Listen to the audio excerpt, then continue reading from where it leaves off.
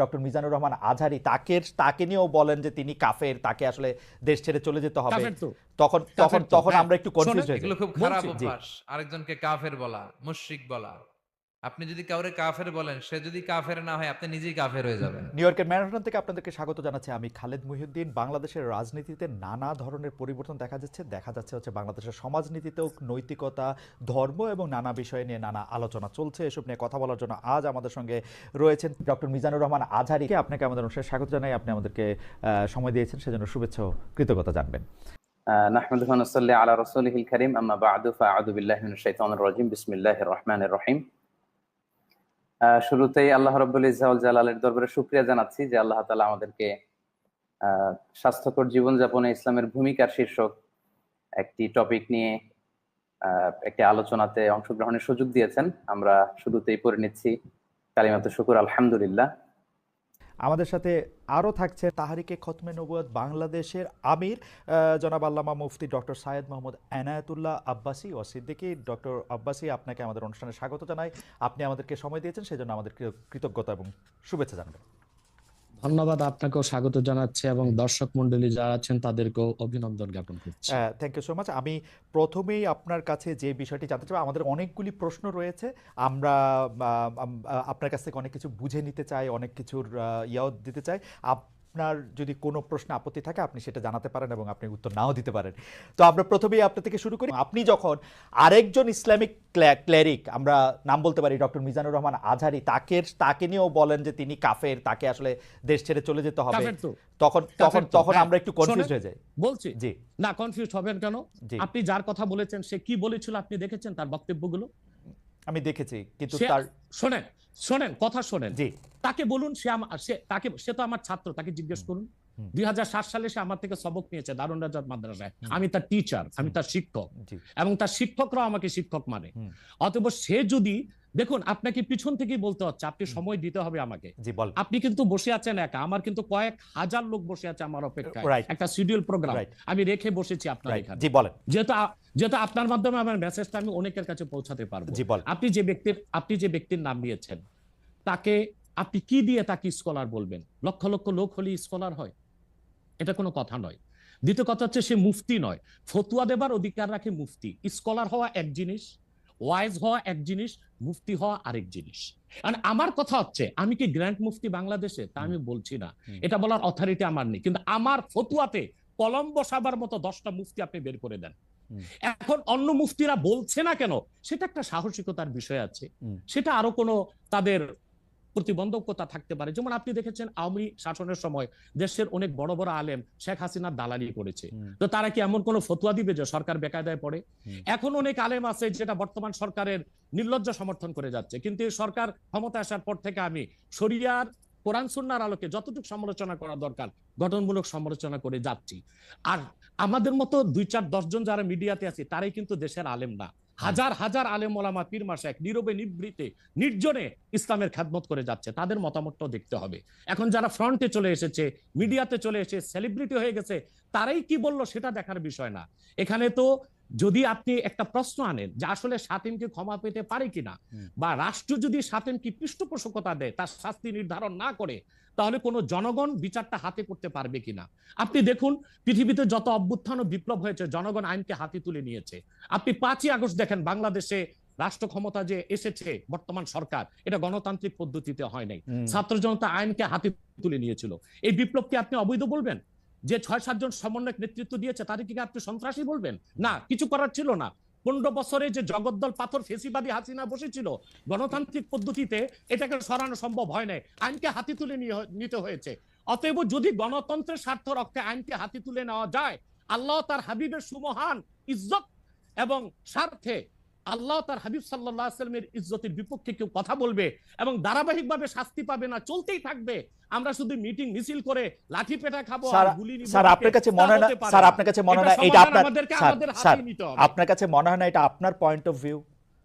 Because আপনি যা বলছেন, হ্যাঁ আপনি এটা ঠিক যে আপনি তো একজন স্কলার, শিক্ষক, পড়াচ্ছেন এবং আপনি গ্র্যান্ড মুফতি না হলেও একজন মুফতি, কিন্তু আমরা ধরেন আমি এখন কথা বললাম হচ্ছে যে বাংলাদেশে কিন্তু এইটাও প্রচলিত যে যারা বলতেছে যে তারা আসলে যা কিছু পরীক্ষিত হাদিস নয়, যা কিছু পরীক্ষিতভাবে কোরআনের ফয়সালা নয়, তারা তা মানতে চান না। ধরা যাক ঈদে মিলাদুন্নবী সম্পর্কে তাদের একটা বয়ান আছে, তাদের আরো অনেক কিছু নিয়ে তাদের একটা বয়ান আছে।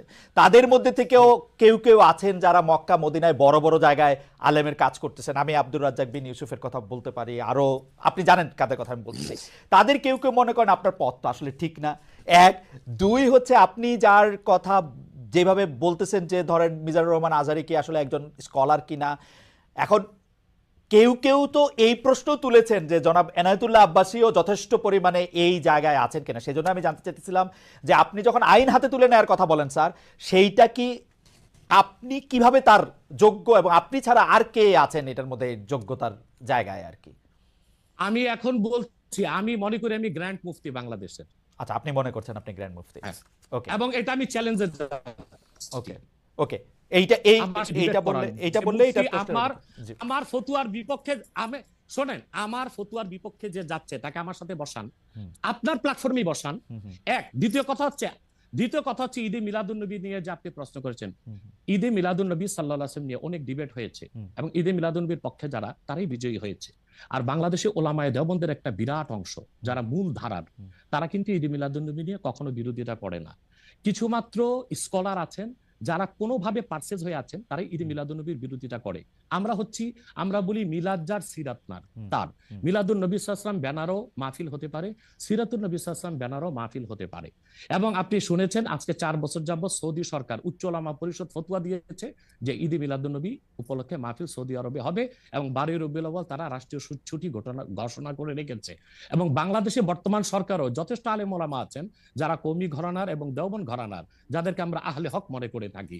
এবং আমরা মনে করি জৌনপুর, ফুরফুরা, সারসিনা, আহলে সুন্নাত, আহলে হক একই ধারাতেই চলে আসছে। তারাও কিন্তু ইসলামিক ফাউন্ডেশনের দায়িত্বে আছে, এবং তারা কিন্তু এবারও ঈদে মিলাদুন্নবী ব্যানারে প্রোগ্রাম করেছে এবং আমি সেখানে অংশগ্রহণ করেছিলাম একদিন। অতএব বিচ্ছিন্নভাবে কে কে ঈদে মিলাদুন্নবীর বিরোধিতা করলো, আব্দুর রাজ্জাক সাহেবের নাম বলেছেন, ওনাকেই বসান আমার সাথে, কথা বলি, সংলাপ হতে তো কোনো দোষ নাই। ওকে, বা আপনি আরো যাদের কথা বলেছেন আচ্ছা তাদেরকে বসান আমাদের সাথে। আচ্ছা, আমার এখানে একটা সম্পূরক জাস্ট প্রশ্ন আছে আইনের ব্যাপারে। যেহেতু তেহরিকে খতমে নবুয়তের শাখা যুক্তরাজ্যেও আছে, এখানেও আছে, আপনি একইভাবে এই কথা বা ভারতের পশ্চিমবঙ্গের কথা বলেছেন, এইখানে যেটা বলছেন সেটা কি যুক্তরাজ্য এবং ভারতের পশ্চিমবঙ্গের জন্য প্রযোজ্য? যুক্তরাজ্যেও যদি কেউ এই ধরনের কথা বলে, তাকেও কি আপনি এরকম একটা কথা বলবেন বা বলতে পারবেন? জি জি বলবো। আমি যুক্তরাজ্যে যে সাফার করে এসেছি সেটা শোনেন আগে। 2 বছর আগে আমি যুক্তরাজ্যে গিয়েছিলাম। আমার 7টা প্রোগ্রাম ছিল। 4টা প্রোগ্রাম করতে পেরেছি, 3টা প্রোগ্রাম আমি করতে পারিনি। এবং সেখানে আমার বিরোধিতা করেছিল নাইজেল ফারাজ। আপনি জানেন তাকে, সিএনএন এ নিউজ প্রেজেন্টার, এবং সে ব্রেক্সিট আন্দোলনের হোতা ছিল, এবং সে ব্রিটিশ পার্লামেন্টে মেম্বার ছিল। আমার যেদিন সেন্ট্রাল লন্ডনে প্রোগ্রাম ছিল, নাইজেল ফারাজ লং মার্চের ঘোষণা দিয়েছিল এবং আমি সেখানে যেতে পারিনি। কেন? নাইজেল ফারাজ 23টা প্রতিবেদন করেছিল আমার বিপক্ষে। তার মধ্যে উল্লেখযোগ্য ছিল যে আমি মুরতাদের শাস্তি মৃত্যুদণ্ড চাই। বাট ব্রিটিশ পুলিশ আমাকে অ্যারেস্ট করেনি এবং ব্রিটিশ পুলিশ আমাকে শুধু প্রোগ্রাম করতে দেয়নি সহিংসতা বেশের জন্য। কিন্তু আমি রানীকে গালি দিয়েছি, সেটাও সেখানে তুলে ধরা হয়েছে। আমি রানীকে গালি দেওয়া যায় ইংল্যান্ডে? মুরতাদের শাস্তি মৃত্যুদণ্ড চেয়েছি, সেইটা 23টা প্রতিবেদন করে আমার এই বক্তব্য ফতোয়াগুলো সেখানে লন্ডনে দেখানো হয়েছে। আমি বাংলাদেশে যে চরিত্র, লন্ডনে সেই চরিত্র, পশ্চিম বাংলায় সেই চরিত্র। ওকে, আমি এবার একটু, আপনি যেহেতু মুফতি এবং নিজেকে পরিচয় দিলেন গ্র্যান্ড মুফতি, আমি একটা বিষয় একটু মনে করি আপনাকে একটা বিষয় একটু আপনার দৃষ্টি আকর্ষণ করতে চাই। সেটি হচ্ছে যে আপনি মানে আপনার কাছ থেকে বুঝে নিতে চাই স্যার, যে যদিও আপনি আসলেই আমার চেয়ে বয়সে ছোট, কিন্তু আসলে বিদ্যায়, বুদ্ধিতে, শিক্ষায়, অনেক কিছুতে, মানে জ্ঞানে আপনি আমার চেয়ে বড় বলে আপনাকে স্যার সম্বোধন করছি আমি। না, আপনি বলেছেন যে মসজিদে গিয়ে নারীদের জন্য বা মহিলাদের জন্য জামাতে নামাজ আদায় করা মাকরু। কিন্তু আমি আপনার এই বক্তব্যটার পরিপ্রেক্ষিতে আমি দেখতে পাচ্ছি যে এটা তো বরং মাকরু নয়, কেউ কেউ এটাকে মুস্তাহাব বা এনকারেজ বলতে চান। অনেকে উদাহরণ দিচ্ছেন আয়েশা, যিনি প্রফেটের স্ত্রী ছিলেন, রাদিয়াল্লাহু আনহা, আয়েশা রাদিয়াল্লাহু আনহা, উনি ইমামতি করে মেয়েদের নামাজ পড়িয়েছেন, এবং যে জায়গায় আপনি এটা মুকরু বলছেন ওই জায়গায় কেউ মুস্তাহাব বলতে গিয়ে আপনার বক্তব্যের বিরোধিতা করছেন। এটা নিয়ে আপনি যদি আমাদের একটু বলেন। এটা আমি চ্যালেঞ্জ করছি, ওপেন চ্যালেঞ্জ। আম্মা জান আয়েশা রাদিয়াল্লাহু তাআলা আনহা কখনোই ইমামতি করেননি, বরং জাকওয়ান ইমামতি করেছিল, পিছনে তিনি নামাজ পড়েছিলেন। সেটা ফরজ নামাজ ছিল না, তারাবিয়ার নামাজ। আপনাকে যে তথ্য দিয়েছে সে ভুল তথ্য দিয়েছে। ওকে, সেটা মেয়েদের নামাজ পড়াটা মুস্তাহাব কিনা? এক এক দ্বিতীয় হচ্ছে আল্লাহর হাবিব সাল্লাল্লাহু আলাইহি ওয়াসাল্লামের নূরের জামানায় মসজিদ নববীতে মহিলাদেরকে অ্যালাউ করা হতো, তারা নামাজে আসতেন। কিন্তু আল্লাহর হাবিব সাল্লাল্লাহু আলাইহি ওয়াসাল্লাম মহিলাদেরকে নিরুৎসাহিত করেছিলেন, নিষেধ করেন নাই। কারণ মহিলাদেরও দিন শেখা বাকি ছিল এবং আল্লাহ হাবিব সাল্লাল্লাহু আলাইহি ওয়াসাল্লামের কাছে ওহী আসতো, সেজন্য মহিলাদের নিষেধ করা হতো না, তারা মসজিদে আসতেন। হযরত ওমর রাদিয়াল্লাহু তাআলা আনহু তার খেলাফতের সময় বলেছেন মহিলাদের জন্য ঘরেই নামাজ পড়াটা উত্তম। তখন প্রচুর পরিমাণ সাহাবী উপস্থিত ছিলেন, তারা হযরত ওমরের এই কাজে কেউ বাধা দেননি। সেজন্য মহিলাদের মসজিদে আসাটা হারাম নয়, মাকরু বলা হয়েছে জামাতে আসা। কারণ আম্মাজান আয়েশা রাদিয়াল্লাহু তাআলা আনহা নিজেও বলেছিলেন যে বর্তমানে মানে ১৫০০ বছর আগেই আম্মাজান আয়েশা বলেছেন যে এখন মহিলাদের মসজিদে না আসাই উচিত ফিতনার এই সময়। তো ১৫০০ বছর আগে যদি ফিতনার আশঙ্কা করে আম্মাজান আয়েশা মসজিদ নববীতে মহিলাদের আসাটাকে নিরুৎসাহিত করে থাকেন, তাহলে হযরত ওমর রাদিয়াল্লাহু তাআলা আনহুর সিদ্ধান্তটা সঠিক ছিল। আর বর্তমান যুগে সেটা আমরাও নিরুৎসাহিত করি, এজন্যই মাকরু বলি। মাকরু মানে হারাম নয়, খুব কঠিনভাবে নিষিদ্ধ নয়, জাস্ট নিরুৎসাহিত করা। আপনি মাকরু ফতোয়াটা কোথায় পেলেন? আর আপনি যে বলছেন যে কোথায় পেলাম বলছি, আনহা এটা পড়েন নাই, কিন্তু আমি এখন যেটা দেখতে পাচ্ছি যে women praying in congregation among themselves, সেটা মাদিনা বলে একটা পিরিয়ডিক্যালস বাইরে হয় মাদিনা ইউনিভার্সিটি থেকে, সেইখান থেকে একজন বলতেছেন যে এটা পড়ছেন। আমি তো এটা সত্য বিচার করতে পারবো না। আয়েশা রাদিয়াল্লাহু তাআলা আনহা ইমামতি করেননি, তিনি জাকওয়ান ওনার খাদেমের পিছনে নামাজ পড়েছেন। সেটা ফরজ নামাজ ছিল না, তারাবিহের নামাজ ছিল। জি, এটা বুখারী শরীফের হাদিস। আমাকে সময় দিলেন বের করে দিব।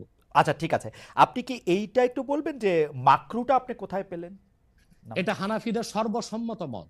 হানাফিদের সর্বসম্মত মত যে মেয়েদের মসজিদে গিয়ে নামাজ পড়াটা মাকরু। জামাতে হজের সময় ওটা ভিন্ন বিষয়, ওইটা ভিন্ন বিষয়। ফরজ, হজটা ফরজ এবং সেখানে নামাজ আদায় করা, ওই সময় মেয়েরা জামাত আদায় করতেছে, ওইটা ওরা করতে পারবে। কিন্তু পরে আর এমনিতে নরমালি আর পারবে না। পারবে না মানে বললাম তো নিরুৎসাহিত করা হয়েছে, তারা ঘরে পড়বে, ঘরে পড়াটাই উত্তম। এটা যদি মাকরু হইতো তাহলে কি হজের সময় এটা পড়াটা জায়েজ থাকতো? না, স্থানকাল ভেদে পার্থক্য আছে না। আপনি এখন তো আপনি আজকে আগামীকাল দুপুরে আপনি পানাহার করতে পারবেন, কিন্তু পহেলা রোজায় দুপুরে পানাহার করতে পারবেন? সেটা তো হারাম হয়ে যাবে না? স্থানকাল পাত্র বেশে হুকুমটা ভিন্ন হবে না? হবে, কিন্তু যেটা হজে পারমিটেড, যেটা হজের মাঠে পারমিটেড, সেটা আর পৃথিবীর কোথাও মাকরু হইতে পারে? হজটা কি? হজটা হচ্ছে কাবাগরে যেতে হবে, পুরুষকেও যেতে হবে, মহিলাকেও যেতে হবে, কাবাগর একটাই, সেজন্য সেখানে সেটা ছাড় আছে। কিন্তু মসজিদ পৃথিবীতে একটা না, মহিলারা ঘরে নামাজ পড়তে পারবে। হ্যাঁ, তারপর আমরা এটা বলে থাকি, যেমন কোন মহিলা ঢাকা গেল শপিং করার জন্য, এখন নামাজের সময় হলো, সে বাড়িতে আসতে নামাজ কাজা হয়ে যাবে, সে বাইতুল মোকাররম যে নামাজ পড়ে নিক, মহিলাদের জন্য যদি সুব্যবস্থা থেকে পড়তে পারবে। মাকরুটাকে আপনি খুব বড় করে দেখার প্রয়োজন নাই। এই যে আপনার মাথায় টুপি নাই, এটাও কিন্তু মাকরু স্যার, যেটা মাথায় বসাও মাকরু, রাইট। যেটা কিন্তু তাই বলে তো আপনাকে আমি গুনাহগার বলতে পারছি না, পারেন না বলতে, অসুবিধা নাই। স্যার, আমি যেটা বলতে চাইতেছি, এমন কোন কাজ কি আছে যেটা কাবাগারে করা যায়, অন্য যে কোনো জায়গায় আরেকটা মাকরু হিসেবে বিবেচিত হবে? আর কোন কাজ কি এরকম আছে? বোঝার জন্য জানতে চাইতেছি স্যার। হ্যাঁ, বোঝার জন্য বলতেছি। যেমন কাবাগারে উপস্থিত হলে ওযু অবস্থায় যেতে হবে, অন্য কোন জায়গায় গেলে ওযু অবস্থা লাগবে না। কেউ যদি হজ করতে ইহরাম বাঁধে, স্ত্রীর সহবাস তার জন্য হারাম যতদিন কাবাগারে না, যেটা কাবাগারে করা যায় সেটা অন্য কোথাও হারাম আছে কিনা? কাবাগর হ্যাঁ হারাম আছে, যেমন কাবাগর তোয়াফ করা হচ্ছে ফরজ, হজের একটা ফরজ, কিন্তু পৃথিবীর অন্য কোনো ঘর কোনো জায়গায় তোয়াফ করা যায় না, সেখানে যেটা যে অন্য জায়গায় যায় না। মানে যেহেতু কাবাগর তোয়াফ করা যায়, মানে কাবাগর শুধু তোয়াফের জায়গা, কাবাগর তোয়াফ করা ফরজ, কিন্তু পৃথিবীর অন্য কোনো মসজিদ বা আল্লাহর ওলির কোনো কবর বা মাজার তো তোয়াফ করা যাবে না, সেটা তো শিরক। আচ্ছা, তাহলে স্থানকাল পাত্র ভেদে এবং সময়ের ভিন্নতার কারণে হুকুম পরিবর্তন হয়। যেমন আমি আপনাকে একটা উদাহরণ দিয়েছি, আগামীকাল আপনাকে দুপুরে খেতে হবে, সেটা খাওয়া আপনার জন্য সওয়াবের কাজ। আল্লাহ বলেছেন কুলু ওয়াশরাবু, খাও পান করো, কিন্তু ঠিক পহেলা রোজার দিন দুপুরে আপনি খেতে পারবেন না, সেটা হারাম। অথবা মাকরুর বিষয়টাও স্থানকাল পাত্র ভেদে তো পরিবর্তন হবে। লাস্ট কোশ্চেন এই সিরিজে জাস্ট বোঝার জন্য, আমাদের অনেক দর্শক জানাচ্ছেন যে সৌদি আরব সহ ইসলামী বিশ্বের অনেক দুনিয়ায় মেয়েদের জামাতে নামাজ পড়ার ব্যবস্থা মসজিদে আছে, তাহলে সেই ব্যাপারটা কি মাকরু কিনা এবং তাদের শরিয়া বোর্ড সেইটাকে আসলে পরীক্ষা করছে কিনা? আবার বলেন তো প্রশ্নটা। এমন অনেক মুসলিম দেশ আছে সৌদি আরব সহ, আরব দেশ সহ, যেখানে জামাতে মেয়েদের নামাজ পড়ার ব্যবস্থা আছে। বিশেষ করে রমজানের সময় তো তারাবির নামাজের ক্ষেত্রে মেয়েরা অনেকেই যান, তো সেই ক্ষেত্রে তারা এই মাকরুর ব্যাপারটা অবগত কিনা, তাদের শরিয়া ব্যাপারটার দিকে নজর রাখছে কিনা? আপনি হয়তো বা ভুলে গেছেন আমার উত্তরটা, হানাফি মাযহাব মতে মাকরু। আমরা যেহেতু আচ্ছা। মাযহাব হানাফি মানি হুম, এই জন্য মাকরু, কিন্তু সৌদি আরবে হানাফি মাযহাব না, হাম্বলি মাযহাব, আচ্ছা সেখানে মাকরু না। আচ্ছা, মানে হানাফি মাযহাব মতে মাকরু। ওকে, আমি পরের আপনার আপনার বক্তব্যটা নিশ্চয়ই অন্য আলেমরাও শুনেছেন, তারা তাদের মতো করে তারা ব্যাপারটা বিবেচনা করে দেখবেন। আমরা এটা শুনলাম।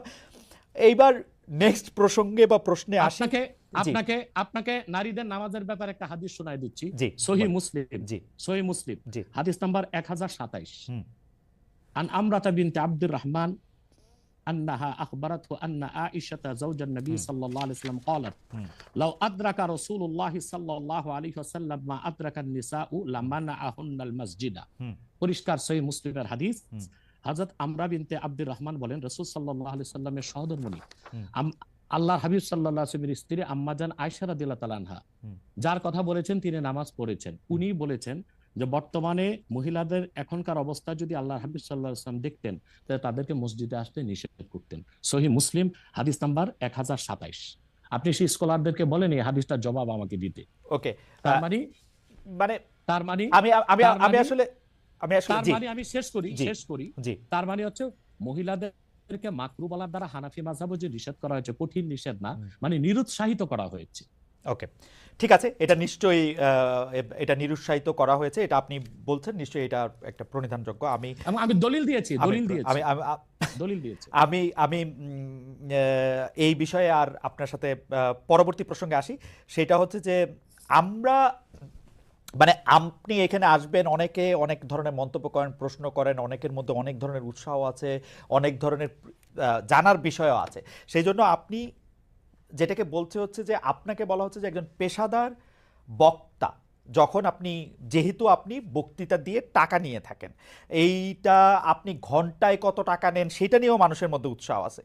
এই ধরনের বিষয় নিয়ে আপনি কি বলবেন? কেউ কেউ আবার বলে থাকেন আপনি যে বক্তৃতা দেন সেটা দিয়ে একটা নির্দিষ্ট অঙ্কের টাকা নেওয়াটাও আসলে ঠিক হচ্ছে কিনা সেটা নিয়ে অনেকে অনেকে প্রশ্ন।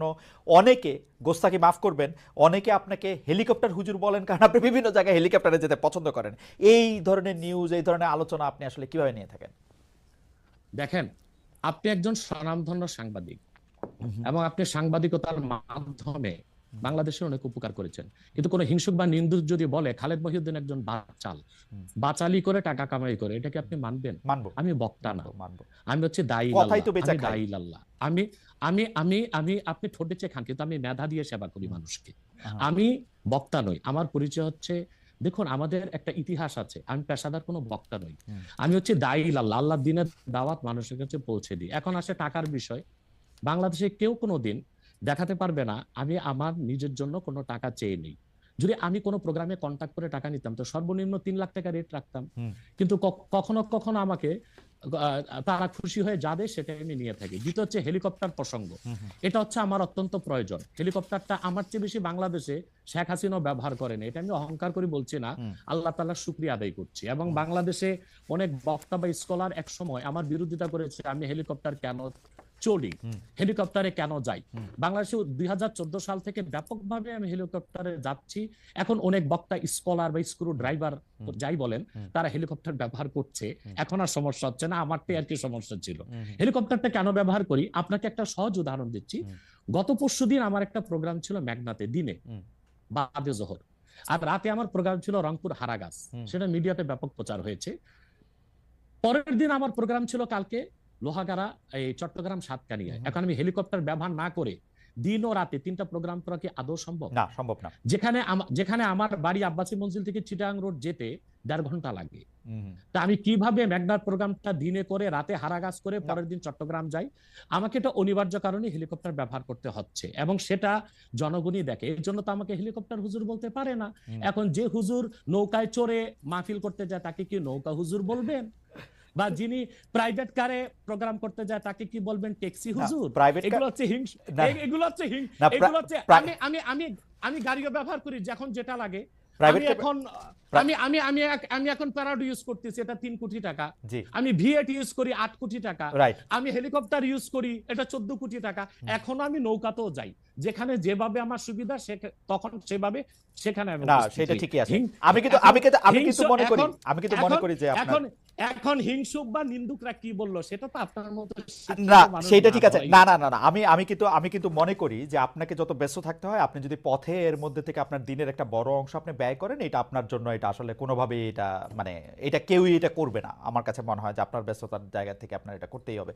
কিন্তু আমার যে প্রশ্ন ছিল যে আপনি এর জন্য নিজেকে একজন প্রফেশনাল স্পিকার মনে করেন কিনা, আপনি মনে করেন কিনা যে আপনি যে বিভিন্ন জায়গায় বক্তৃতা দিতে যাচ্ছেন এবং আপনার যে একটা অসম্ভব চাহিদা বিভিন্ন জায়গায়, আজকে এখানে কালকে সেখানে সেখানে, সেইটা আপনার আয়ের একটা বড় উৎস কিনা? দেখুন, এটা ছাড়া আমার আয়ের ব্যবস্থা ছিল। আমাদের যে বাংলাদেশে আমাদের যে আধ্যাত্মিক ঘরানার আমরা সন্তান, আপনি জানেন আমাদের বংশের মুরব্বী শাহ কারামত আলী জনপুর রহমতুল্লাহ, তাকে বলা হয় বাংলাদেশের আধ্যাত্মিক জনক। টু নেশন থিওরির ভিত্তিতে দেশ স্বাধীন হয়েছে এবং ডব্লিউ হান্টার তার বইতে উল্লেখ করেছে, এনসাইক্লোপিডিয়া অফ ব্রিটানিকাতে এসেছে, ইসলামিক ফাউন্ডেশন বিশ্বকোষে এসেছে, কারামত আলী জনপুর রহমতুল্লাহর হাতে 2 কোটি লোক মুসলমান হয়েছে। ওনার কারণেই পরবর্তীতে দেশটা স্বাধীন হয়েছে। উনি ইন্তেকাল করেছেন 154 বছর আগে। আমি ওনার সিলসিলায়, ওনার বংশের, আমরা জোনপুরি পীর সাহেব বলে খ্যাত।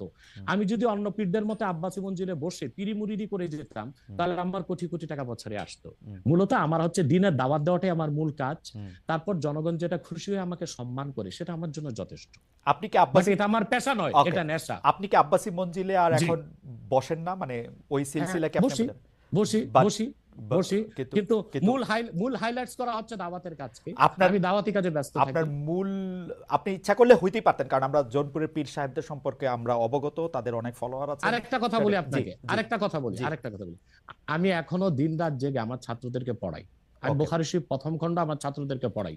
তো শুধু মাদ্রাসায় পড়িও আমি কয়েক লাখ টাকা কামাই করতে পারতাম, বই লেখক কামাই করতে পারতাম, কিন্তু আমি মনে করি তৃণমূল পর্যায়ে আল্লাহর কোরআনের দাওয়াত পৌঁছে দেওয়ার জন্য ওয়াজ মাহফিলের কোনো বিকল্প নেই। রাইট, সেই জন্য এটা আমার পেশা নয়, এটা আমার নেশা। এটা আপনার নেশা, কিন্তু আপনি অন্যগুলি যেগুলি আপনি অর্থকরী দিতে পারতেন সেগুলি তো আপনি নেন নাই। আপনি নিছেন হচ্ছে দিনের নিচ্ছি, দাওয়াতের নিচ্ছি, জায়গাটাকে, টাইমটাকে, নিচ্ছি। সেই ওগুলো নিচ্ছি, ওগুলি কিন্তু আপনি ঠিক টাকার জন্য আপনি ব্যবহার আয়ের- করতেছেন না। আয়ের ব্যবস্থা নয়। রাইট।